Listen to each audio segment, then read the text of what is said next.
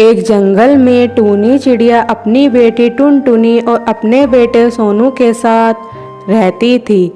अपने पति मोंटू के जाने के बाद घर की सारी जिम्मेदारियां टूनी को ही संभालनी थी।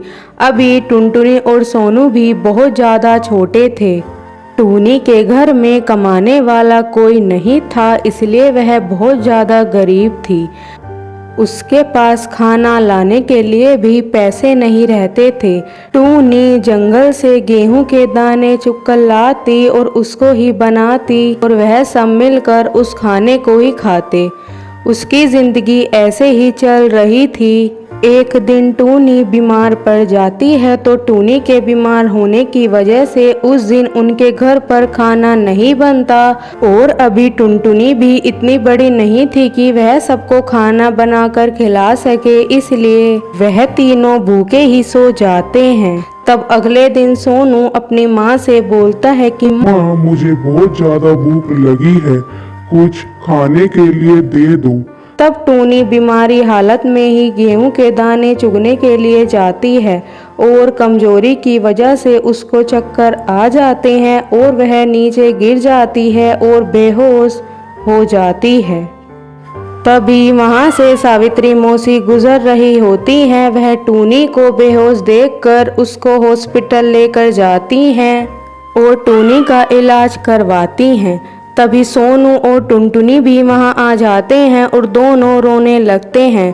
टुनटुनी बोलती है, माँ तुम्हें ये क्या हो गया, उठो ना माँ।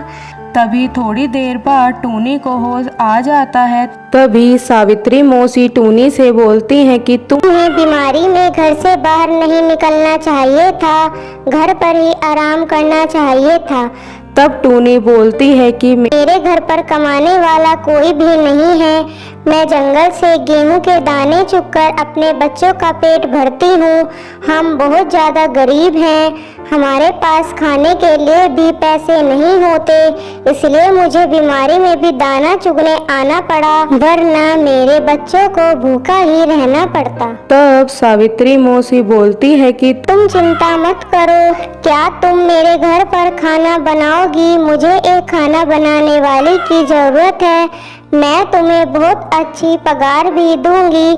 तब टूनी बोलती है, ठीक है, मैं कल से आपके घर पर खाना बनाने आऊंगी। तब टूनी अगले दिन से सावित्री मौसी के घर पर खाना बनाने जाने लगी।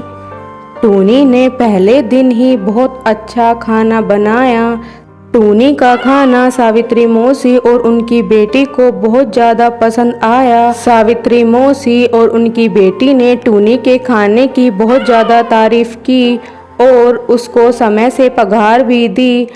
अब टूनी और उसके परिवार की गरीबी भी धीरे धीरे दूर होने लगी। अब टूनी अपने बच्चों का पेट भी अच्छे से भरने लगी और तीनों खुशी खुशी रहने लगे।